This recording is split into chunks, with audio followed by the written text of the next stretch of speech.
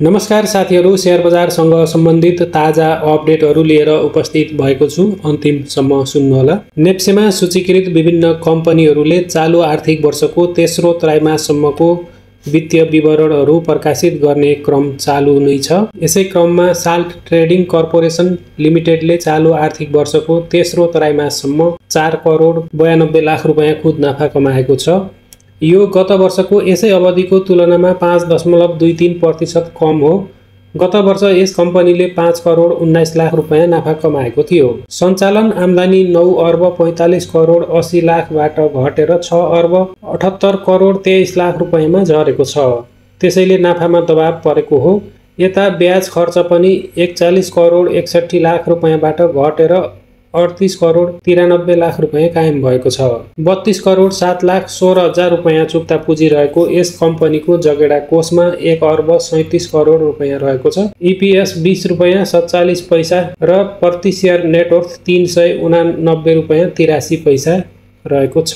त्यस्तै गरी Nepal stock exchange नेप्सेमा नेको इन्सुरेन्स लिमिटेडको 7% बोनस शेयरमा मूल्य समायोजन भएको छ। आइतबारको अन्तिम कारोबार मूल्य 738 रुपैयाँ 90 पैसालाई आधार मानेर भाव संयोजन गरिएको हो। समायोजन पश्चात यसको शेयर मूल्य 690 रुपैयाँ 56 पैसा कायम भएको छ। सोही मूल्यलाई आधार मानेर मङ्गलबार यसको कारोबार खुल्ला हुनेछ। त्यस्तै गरी नेसनल लघुवित्त वित्तीय संस्था लिमिटेडले चालु आर्थिक वर्षको तेस्रो त्रैमाससम्मको वित्तीय विवरण प्रकाशित गरेको छ। प्रकाशित विवरण अनुसार कम्पनीले तेस्रो त्रैमाससम्ममा 36 करोड 25 लाख रुपैयाँ खुद नाफा कमाएको छ। यो गत वर्षको यसै अवधिको तुलनामा 90.05% धेरै हो। गत वर्ष यस संस्थाले 19 करोड 7 लाख रुपैयाँ नाफा कमाएको थियो।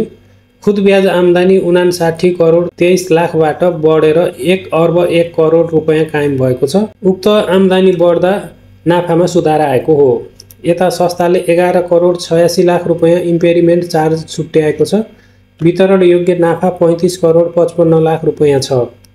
1 अर्ब 33 करोड 16 लाख रुपैयाँ चुक्ता पुँजी रहेको यस लघुवित्तको जगेडा कोषमा 1 अर्ब 38 करोड 68 लाख रुपैयाँ रहेको छ।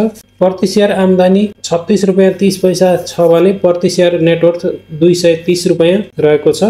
नेसनल लघुवित्त वित्तीय संस्था लिमिटेडको एनपिएल 3.91% कायम भएको छ।